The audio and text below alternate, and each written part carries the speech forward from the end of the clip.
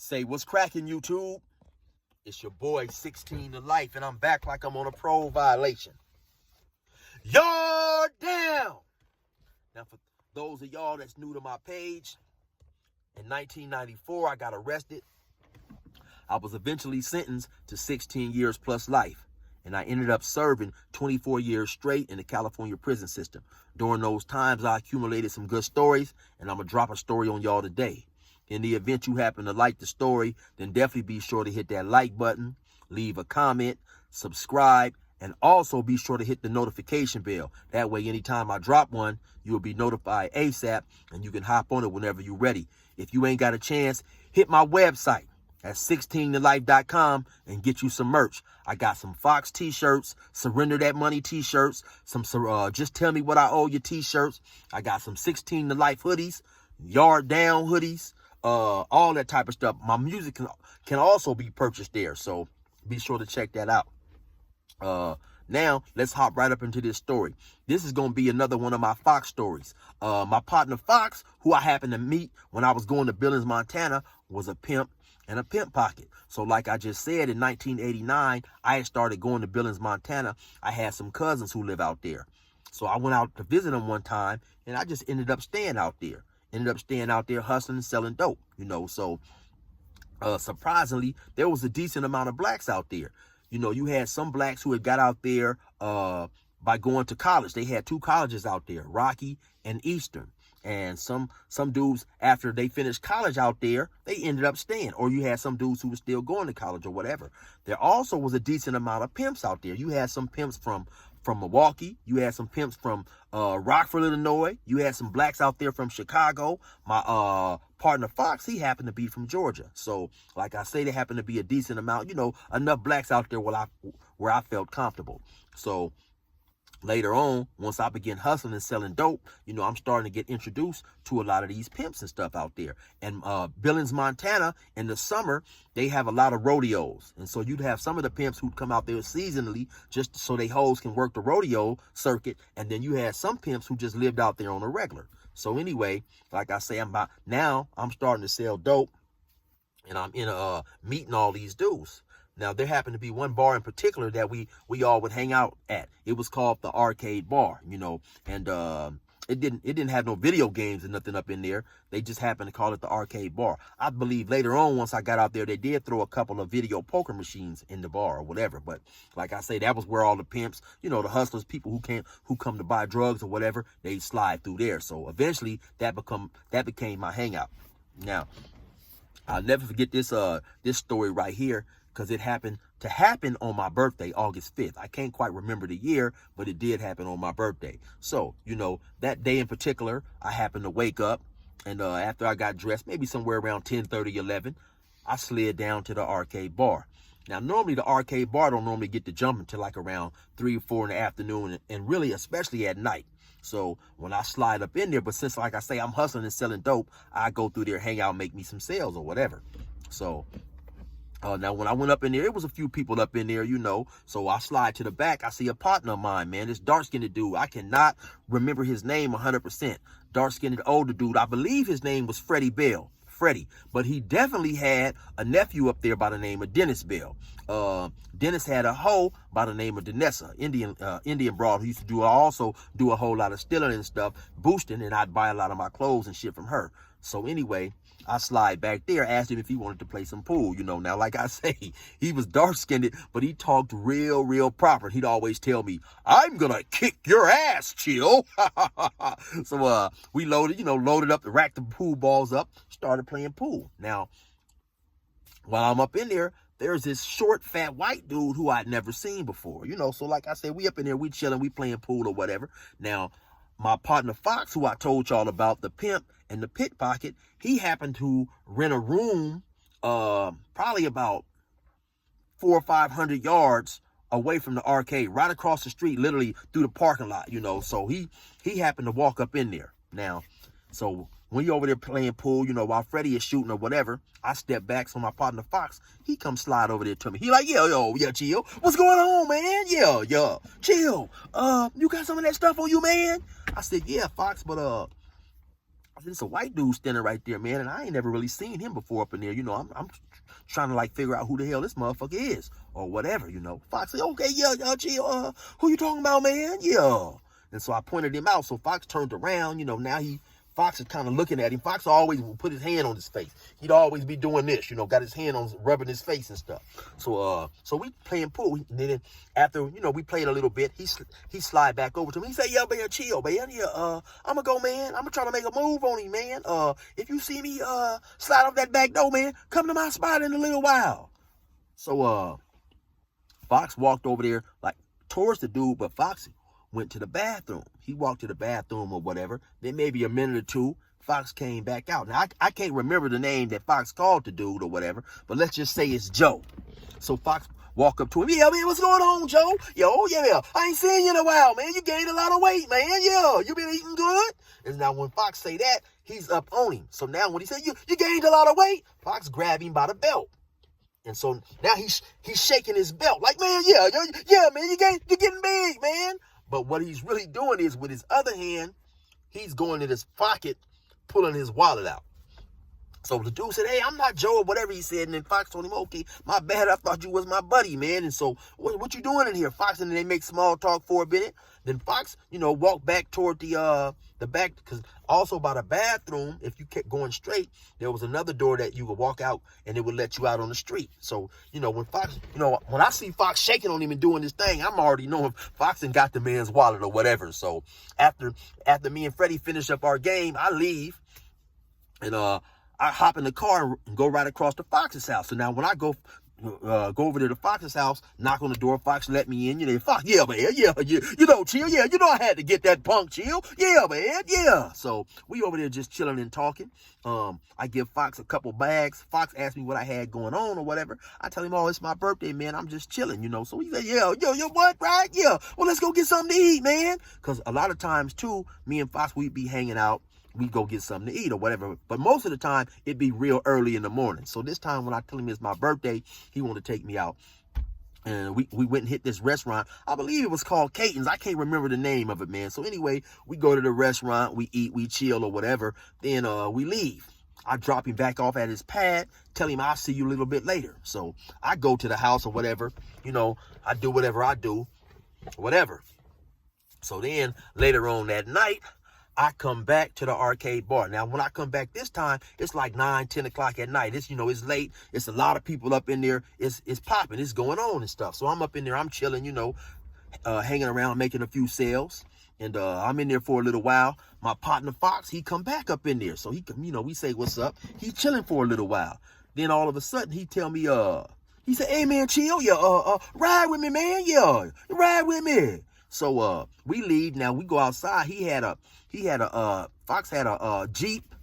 Damn, man, what was the name of that damn he had, man? A Wagoneer. He had a Jeep Wagoneer. So we hop in the Wagoneer. We hit a few blocks. We end up going right around the corner, eventually to another bar by the name of the Empire Bar. So we get out. We go up in there. So now when we go up in there, we see one of Fox's partners, a dude by the name of Fast. Well, his name was Fast Fool Ya Ass. He used to do the 3-card Monty, but they called him Fast for short. So, you know, him and Fox, they knew each other from some other spot of hustling or whatever. So we up in there, we talking for a minute, and then Fox walk off. So now the dude Fast got his cards out. And he shuffling and doing all that old type of stuff, you know, shuffling and, you know, trying to bait me in. Now I'm young. I'm probably about 20, 21 years old. So, while he doing his thing, you know, he said, you think you can guess the card? I said, yeah. So he said, man, what you betting? So he's shuffling real quick, and I'm looking at, and he said, yeah, put your money down. So he doing this little shuffle, and so he said, yeah, put your money down, man. Pick one. If you think you can get it, what you betting? I said, okay, I got $50. I think I know what the card is. He said, okay. So he said, you got your money. So I go in my pocket. I pull my money out. I set the money down. He said, okay, now pick your card. So now when I picked the card, then all of a sudden he grabbed the cards and he reshuffled again. I said, oh, hell no, man. You can't do no motherfucking shit like that. I picked my card. He said, oh, man, it's my game. I shuffle the cards whenever I want to. That's why I said, no, man, you can't do no shit like that. So we kind of like arguing back and forth. I said, man, once I place my money down, it's a bet. Now, see, the same way y'all didn't peep the move, He didn't peep the move. Y'all see when I slid them glasses off? And he said, oh, man, this is my game. Bang, bang, bam. I got off on him. Hit him with that cold 3-piece. Now, when I hit him with the 3-piece, he fell forward. Now, some type of way, I don't know how the hell this happened. I grabbed him or something. The next thing I know, now, he was a short motherfucker, too. I forgot to mention. He was probably about 5'7", probably about 170, 75 pounds, one of them little fat motherfuckers. Now, me, at the time, I'm only 5'9", probably about 140 pounds. So now, when I hit him, he fall forward some type of way. I try to grab him. I get up under him. Now, he got me in a headlock. This motherfucker's down, and he got me in a headlock. He not really choking me, but he's got me in a headlock. So now, a lot of people over there, they see us fighting. Even Fox out here fighting. Hey, man, what's going on, man? Yeah, what's going on? Now it's like about 7 or 8 people gathered around us. It's even my cousin happened to be out there. My cousin Monica, my homeboy Dante.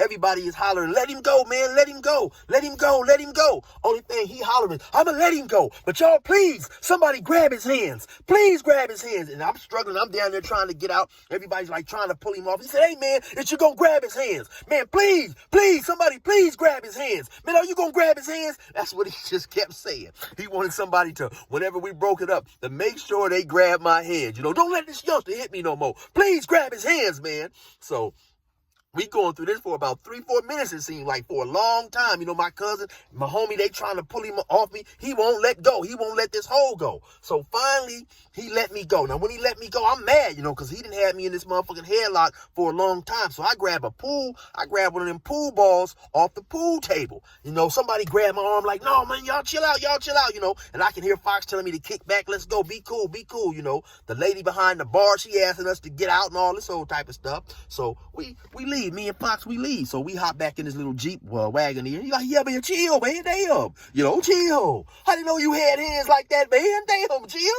I said, yeah, Fox, man. So Fox asked me, what was the shit about?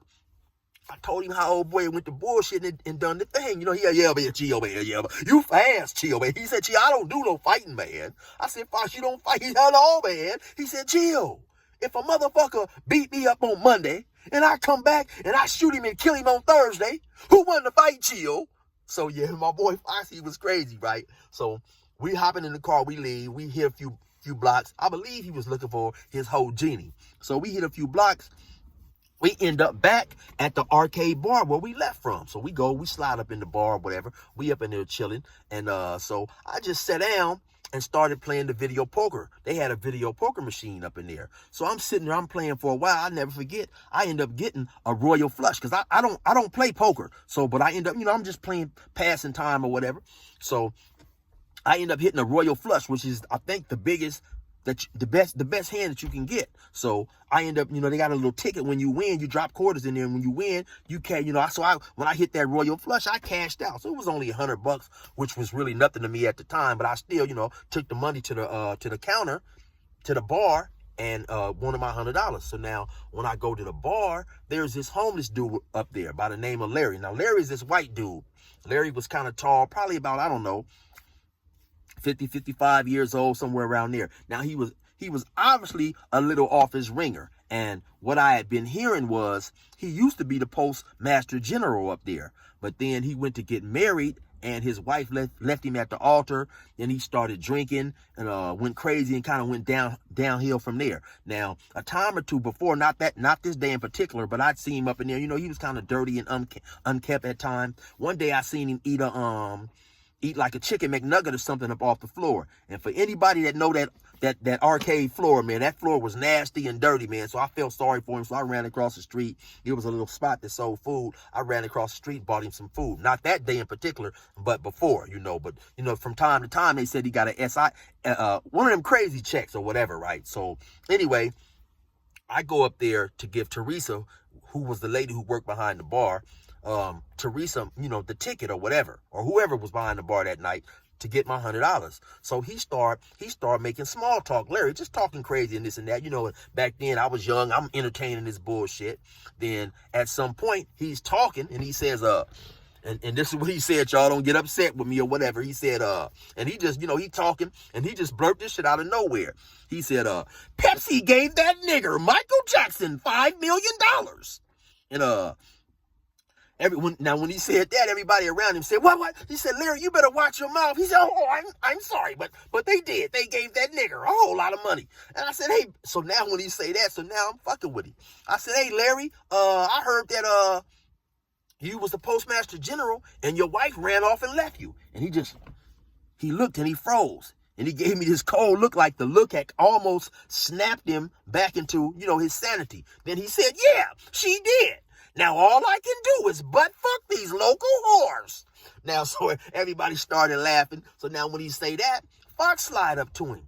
Fox said, hey, man, yeah, Larry, you got to watch your mouth, man. You can't be talking like that because these dudes will kill you, man. And Fox grabbed him again by the pants. These dudes will take you, man. They'll lift you, they'll slam you, Larry. They don't like that word. So now, of course, I see Fox dip into his pocket. Fox come out with a handful of money, right? Fox come out with a handful of money, and he walk away. And so I'm like, damn, I'm thinking to myself, damn, now I never would assume that this dude had no money on him. Cause like I said, I didn't see this dude eating off the floor. But I guess, from time to time when this dude would get his money, he would either drink it off, people would rob him, trick him, or whatever. So, I see Fox pill him, just a handful of money. Fox pill him, Fox talked to him for a little bit, he walk on off, And so, Larry's still in there rambling and talking crazy and this and that. Now, of course, Larry has been around there. He, everybody know he's crazy. So when he used the N-word, didn't nobody really take it offensive. To me, it was funny. I laughed about it or whatever. So, so we hanging out in the bar still. Maybe, I don't know, maybe about an hour or so later, Fox come up to me. Yo, Gio, man. Yeah, chill. Let's go for a ride, man. So, we leave again. We hop in the little Jeep that he got. We go to pushing. So man, chill, man. Yeah, man. I don't have no mercy on them, chill. I said, damn, Fox, you gonna pickpocket the homeless motherfucker? He said, chill, let me tell you something, man. A fool and his money shall soon part. And who better to have it than me, chill? Yeah, Hey, so my partner Fox, man, he was a real cold character, man. So, yeah, we ended up riding over to his house.